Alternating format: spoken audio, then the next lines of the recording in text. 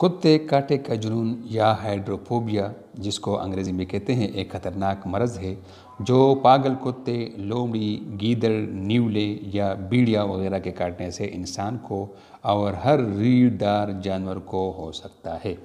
بیمار جانور کے منہ کے لعاب میں اس مرض کے جراثیم پائے جاتے ہیں جو کاٹنے کی جگہ سے جسم میں داخل ہو کر دماغ اور حرام مغز میں پہنچ کر پاگل پن پیدا کر دیتے ہیں۔ اس کی علامات میں یہ ہے کہ پاگل جانور کے کاٹنے کے فوراً بعد اس کی کوئی علامت ظاہر نہیں ہوتی، بلکہ یہ 4 دن اور کبھی 8 ماہ بعد تک اس مرض کی ابتدا ہو سکتی ہے۔ کبھی برسوں بعد بھی اس کا اثر ہو سکتا ہے۔ سر کے جتنے قریب کاٹا ہو اتنا ہی جلد اس مرض کا اثر ظاہر ہوتا ہے۔ مرض کی ابتدا میں مریض بہکی باتیں کرتے ہیں۔ مریض پانی پینا چاہتا ہے، پی نہیں سکتا، جیسے پانی کا برتن منہ کے پاس لے جاتا ہے اس کو ابکائی یعنی گھبراہٹ شروع ہو جاتے ہی مریض جیسے ترقی کرتا جاتا ہے مریض کی حالت خراب ہوتی جاتی ہے۔ مریض دوسروں کو کاٹنے کو دوڑتا ہے، ادھر ادھر بھاگنے کی کوشش کرتا ہے۔ ایسا مریض اگر کسی کو کاٹ لے تو اس کو بھی یہ مرض ہو سکتا ہے۔ جب مرض کی علامات شروع ہو جائیں تو پھر شفا کی امید نہیں رہتی۔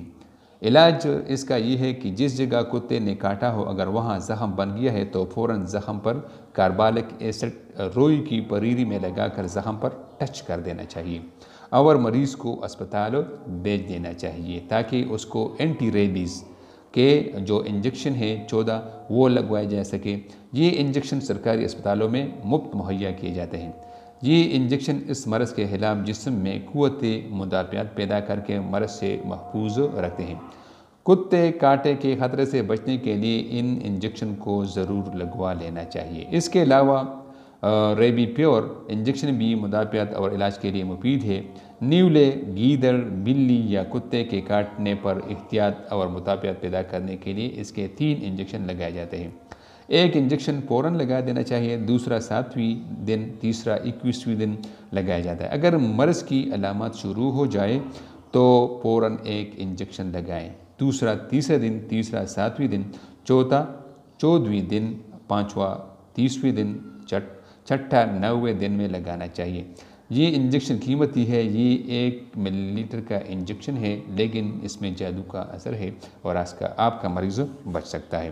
تو اس مرض میں کبھی بھی دیر نہیں کرنا چاہیے بلکہ اپنے مریض کو قریبی اسپتال میں لے جانا چاہیے۔ بعض لوگ اس مرض کو معمولی سمجھتے ہیں اور دم درد وغیرہ پر وقت ضائع کرتے رہتے ہیں، لیکن دم درد بھی جائز ہے، لیکن دم درد والے آج کل وہ نہیں مل رہے ہیں، خالص صرف وہ پیسوں کے لالچی ہوتے ہیں اور پیسوں کے لیے دم درد کرتے ہیں۔